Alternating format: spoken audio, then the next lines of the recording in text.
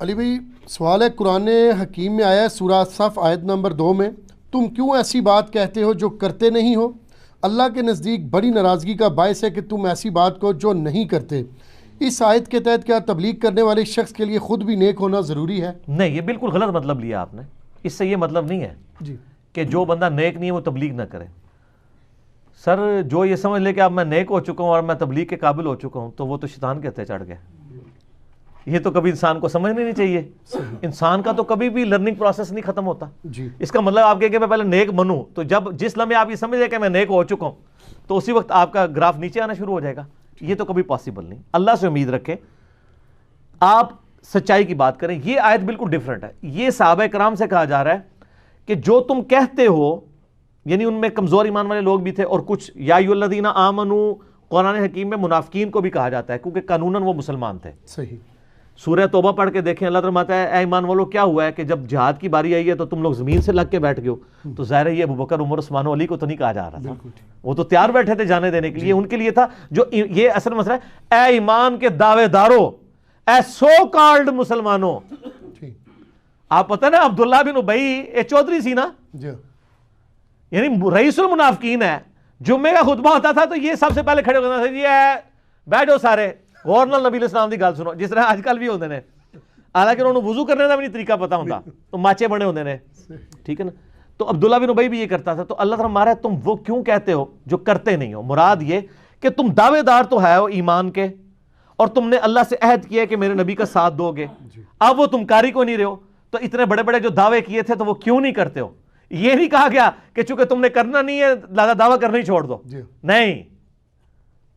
وہ اکثر لوگ کہتے ہیں نہ نیتیاں نہ قضا کیتیاں، وہ نہیں ہونا کہ جی وہ ہم کیوں جی میں کرتا ہی نہیں جی، چلو جی میں وعدہ ہی نہیں۔ تو اکثر لوگ کہتے ہیں میں وعدہ نہیں کرتا۔ یہ تو سب تو بڑا جھوٹا بندہ ہوتا ہے جو کہتے ہیں وعدہ نہیں کرتا۔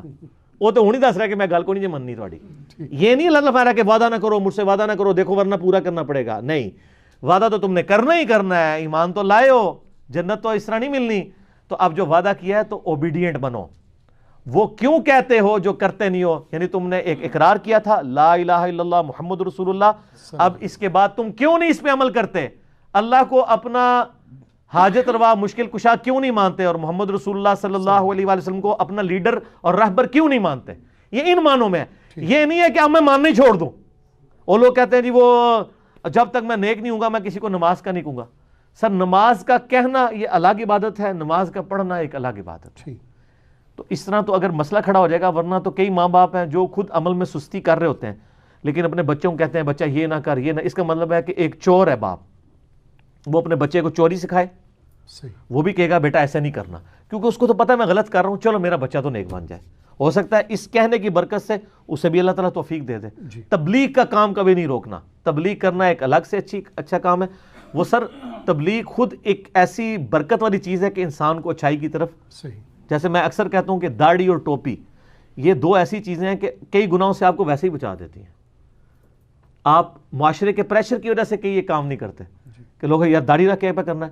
یعنی ایک بندہ جو ہے جس نے داڑھی اور ٹوپی رکھی ہوئی ہے اور اگر چوراہے کے اوپر کسی عورت کو تاڑ رہا ہے تو اس کی ٹوپی اور داڑھی اس کو یہ کام کرنے سے روک دے گی۔ یہ اسلام نے اس طرح کی باؤنڈریز اسی لیے لگائی ہیں کہ مسلمانوں کا ایک گیٹ اپ اڈاپٹ کرنے میں بھی بڑی برکتیں ہیں۔ نماز پڑھ کے نکلے ہیں تو آپ برائی کی طرف جاتے ہوئے آپ کا ضمیر بھی آپ کو ملامت کرے گا، جو صحیح مسلم میں حدیث ہے گناہ وہ جو تیرے دل میں کھٹکے اور تو اس بات سے آر محسوس کرے کہ لوگ اس پر مطلع ہوں، ٹھیک ہے نا۔ اور جامعہ ترمذی میں صحیح سند سے حضرت حسن ابن علی کہتے ہیں کہ میرے نانا نبی صلی اللہ علیہ وآلہ وسلم نے مجھے یہ نصیحت کی تھی کہ بیٹا جو چیز تجھے شک میں ڈال دے اسے چھوڑ دینا، اور جو سچائی ہے وہ اطمینان عطا کرتی ہے اور جھوٹ انسان کو بے سکونی دیتا ہے، ٹھیک ہے۔ یہ اتنی بڑی نصیحت ہے، یہ سر سچائی اطمینان عطا کرتی ہے۔ یہ میرے بارے میں اکثر لوگ کہہ رہے ہوتے ہیں وہ اتنے اعتماد سے بول رہا ہوتا ہے۔ اعتماد سے اس لیے بول رہے ہوتے ہیں کہ ہمیں اعتماد ہے کہ جو قرآن و سنت میں لکھا ہے نا یہ حق ہے۔ میں یہ اکثر کہتا ہوں کہ آپ کے بزرگ اگر قبروں سے بھی نکلے نا، قبروں سے نکل کے وہ کہیں نا کہ جو ہم عقیدے کتابوں میں لکھ گئے ہیں وہ صحیح ہیں، اور اس کا ثبوت یہ ہے کہ دیکھو ہم قبر سے نکل کے بتا رہے ہیں، سر پھر ہمیں تب بھی کوئی فرق نہیں پڑے گا۔ ہم کہیں گے آپ غلط ہی ہیں، قرآن صحیح ہے۔ اس کی میں آپ کو مثال دیتا ہوں، اسی پہ ہم کنکلوڈ کرتے ہیں۔ مجھے بتائیں اگر کوئی شخص قبر سے نکلے، سورج کو پلٹا دے، چاند کے 2 ٹکڑے کر دے اور کہے کہ جی یہ اس بات کا ثبوت ہے کہ 2 × 2 = 5 ہوتے ہیں، کوئی مانے گا؟ آپ کو وہم بھی نہیں ہے. آپ کہیں گے یہ جو کچھ تم نے کیا نا یہ نظر کا دھوکہ ہو سکتا ہے, لیکن مجھے تو پتا ہے کہ 2 + 2 4 ہوتے ہیں. تو سر منو پتا ہے کہ قرآن و حدیث سچ ہے, تو بابے فراڈ نے. اس واسطے سانو کوئی فرق نہیں پیندا. وہ کہتے ہیں بزرگوں کے نام کیسے لیتا ہے. سر نام تسی میری جگہ بہ کے لے ہو تو پتہ لگے گا میں تو بڑے احترام نال لے رہا. جس کو اتنا کچھ پتا چل چکا ہو اور آپ کو ویسے پتا چل چکا ہے, اس لیے اب آپ نے ایک دفعہ کہتے ہیں نہ میں بابی نہ میں بابی, میں ہوں مسلم علمی کتابی. ٹھیک ہے جی.